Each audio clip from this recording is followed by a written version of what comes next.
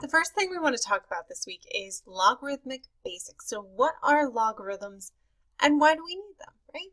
So let's jump into it with the past first, and then we can work towards the present. So in the past, you've usually been given the exponent value, and then we just have to simplify, right? 2 to the third, just break it down to 8. But what if we have a variable in the exponent? How do we handle that? Well, we can actually use logarithms to solve for that exponent. So this time we're going to be looking at that x, and it's going to be in the exponent, and we're going to have to solve for it. So this first part is just understanding the basics of logarithms and how they connect to exponents and how we can switch between the two types of forms. So the first form is what we call index form, and this is the one where you have it in exponential form. So here we have some number equals some other number raised to a variable value of x. So your exponent is x, your base is going to be a, because that's the number that you're raising to that exponent, and then your number, whatever it is over here on the opposite side of the equal sign.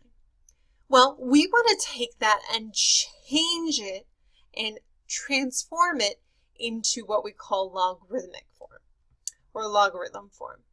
So here we have log. Log is just the shorthand for logarithm.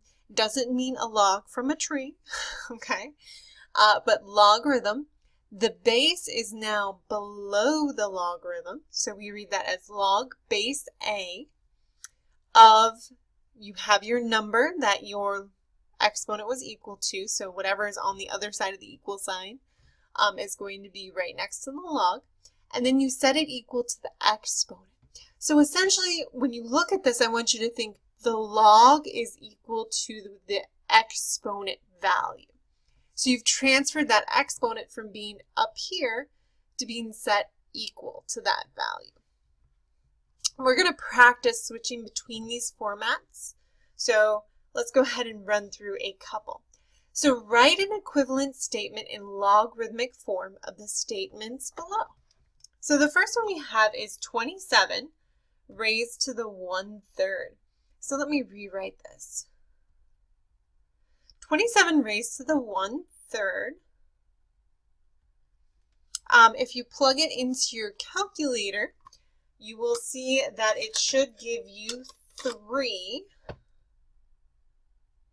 If you're not sure, you can just plug it right in. 27 raised to the 1 divided by 3. So here's what I plugged in, 27 raised to the 1/3. Notice I put the exponent in parentheses, and you'll see I get a nice 3 value. Boom. So you can easily solve that, but we want to go ahead and take this exponential expression or index form and change it into logarithmic form or logarithm form. So the first thing we want to do is to change it into logarithm form. We're going to write log first. Now the number that goes below the log is the base. What is the base of the exponent? Well, here's our exponent. So the base would be the number directly to the left of it, which would be 27. So we have a base of 27.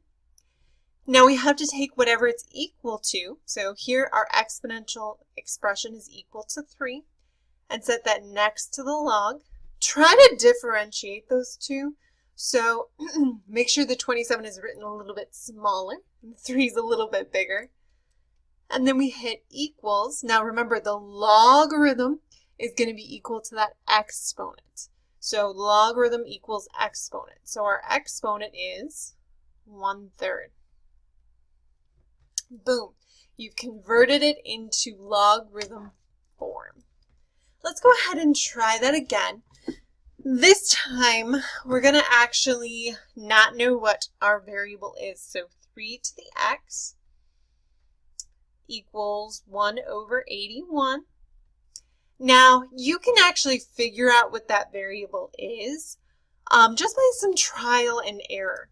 So how we would figure that out, guess and check method, we're just going to use that. And using what we know about exponents. So the first thing I want you to notice is that the answer is flipped to a fraction. So that means our exponent will have to be negative. Because remember, a negative exponent takes it from the top of that fraction to the bottom. And then 3 to what power is going to get us 81? So let's just try some. So we know 3 to the third is 27. We just tried that one. So let's try 3 to the fourth. It looks like 3 to the fourth is 81. It's kind of hard to see that, sorry. Let me turn this down. No, you can't see anything. Okay. So this would be x is negative 4 because 3 to the negative 4 is going to give you 1 over 81.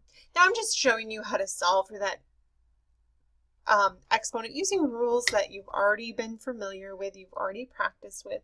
But let's go ahead and practice our new skill of transferring that into a logarithm.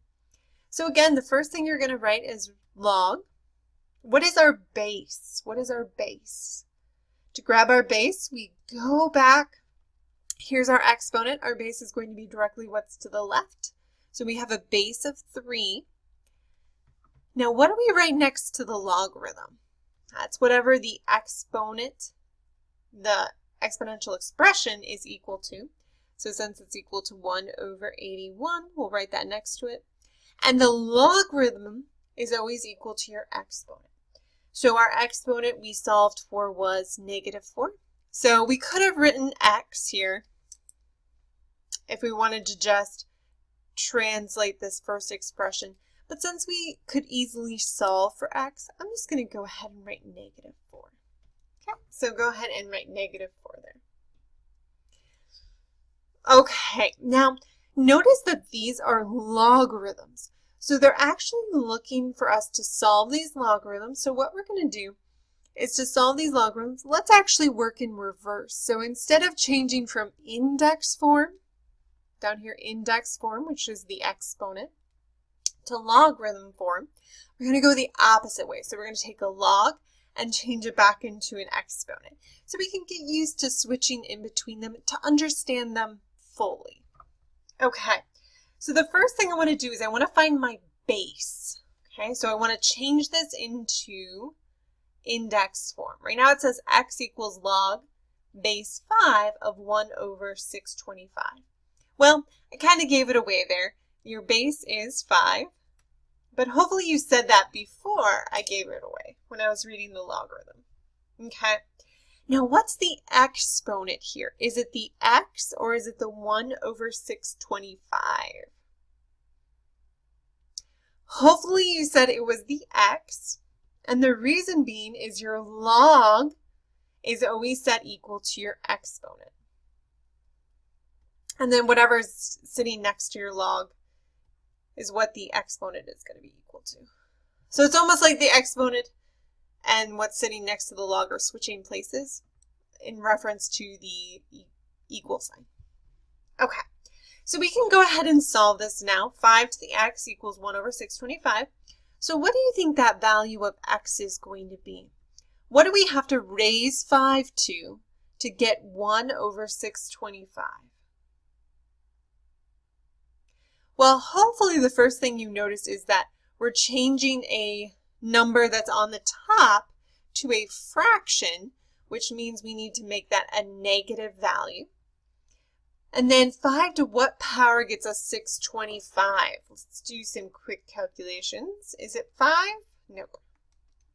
Is it 4? You bet.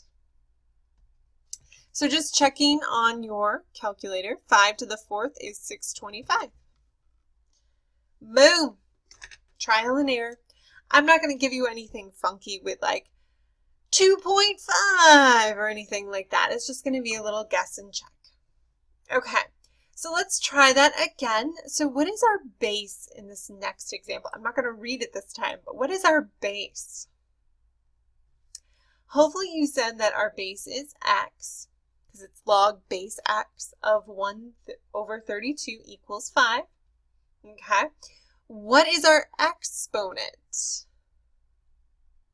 Remember that your logarithm is always equal to your exponent. So it should be 5 And then our final answer is 1 over 32. Now this time we need to solve for x, and x is actually the base. So they're saying what number, when I raise it to the 5th power, is going to give me 1 over 32. So what number, when I raise it to the 5th power, is going to give me 1 over 32? Well, since it's a positive exponent, I can't flip anything, meaning I need to start with a fraction. I just have to decide what number, when I raise it to the 5th power, is going to give me 32. And I believe it is, computer scientists out there, 2. So what you see here is that x is actually a fraction. X is actually equal to 1/2. Because when we raise it to the 5th power, we get 1 over 32. So keep practicing those logarithms. They tend to be a little difficult for people because we haven't worked with them a lot. And basically, we're flipping between exponent and log, and we're trying to understand their relationship with one another. So just keep in mind that exponents and logs are just a different way to write that expression. So keep practicing and continue on with those logarithmic properties next.